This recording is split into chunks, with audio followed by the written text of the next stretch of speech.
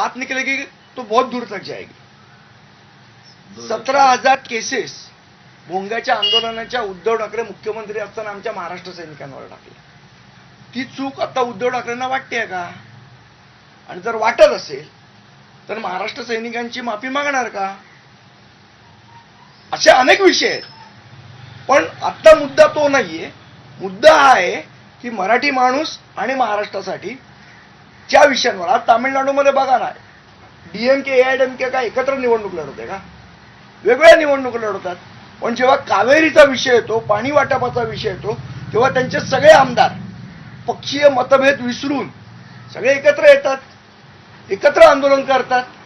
त्या पद्धतीचं वातावरण महाराष्ट्रात झालं पाहिजे अशी भावना राजसाहेबांनी त्या मुलाखतीत व्यक्त केली, असं माझ्यासारख्या कार्यकर्त्याला वाटतं। नाही, तुमची भूमिका किंवा अमेय कोपकरांची जी एकंदरीत त्यांनी ट्विट केली त्याच्यानंतर अमेय कोपकरांची भूमिका अमेय कोपकर सांगते। तुमच्या भूमिकेवर किशोरी पेठेचे माजी